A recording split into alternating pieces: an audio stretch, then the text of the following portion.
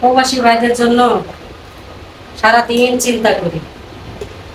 ওই যে বিদেশে বড় বড় উপর থেকে ওই যে বোমা মারে, উপর দিয়ে কি যায়, এরা এগুলা দেখে আমার প্রবাসী ভাইগুলো আকাশের দিকে তাকায় আর ওইগুলা যায় দেখে আর ভয় পায়, আতঙ্কে থাকে সারাদিন।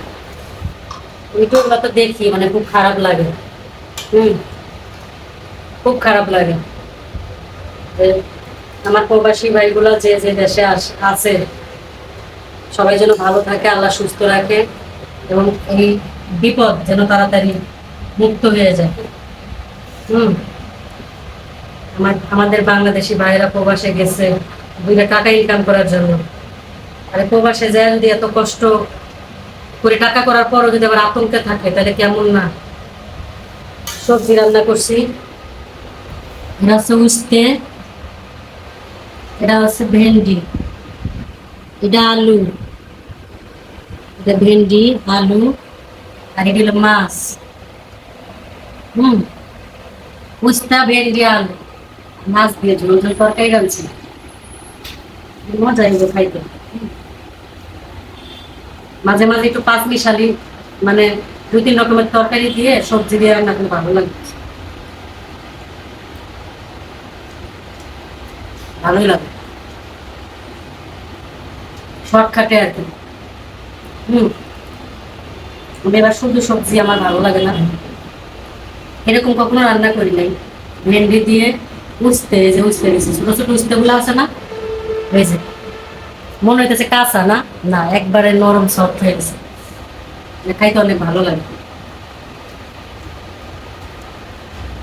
উস্তে দিয়ে আলু দিয়ে, উস্তে দিয়ে আলু দিয়ে করলা দিয়ে ঝোল ঝোল অনেক মজা লাগে।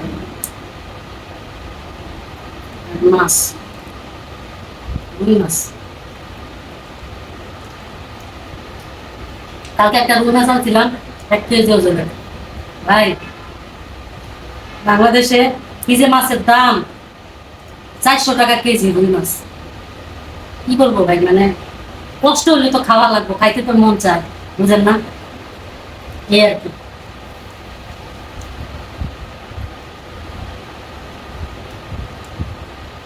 তো প্রবাসী ভাইদের জন্য দোয়া করি সবসময়,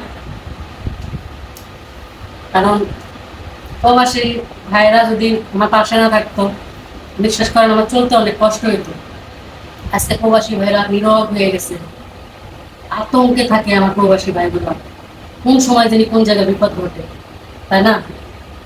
আকাশ দিয়ে যখন ওটা যে কি একটা কি নাম যেন কয় ওইটা আমি বুঝতে পারতেছি না, এই যেন রকেটের মতো যায়, এক এক জায়গায় যায় পয়রা পুরো ভাস্ট হয়ে যায়। দোয়া করি এইসব বিপদ যেন মুক্ত তাড়াতাড়ি হয়ে যায়, সমাধান যেন তাড়াতাড়ি হয়ে যায়। যে যেখানেই থাকি সুস্থ থাকি, ভালো থাকি, সবার জন্য দোয়া করি। প্রবাসী ভাইরা যে যেখানে আছে একটু সতর্ক থাকবেন আর নিজেদের প্রতি একটু খেয়াল রাখবেন। টেনশন করে কোনো লাভ নেই, আল্লাহ যা করে ভালোর জন্য করে। যে যেখানে থাকবেন একটু নিজেদেরকে একটু সেট করে রাখবেন, কিছু না।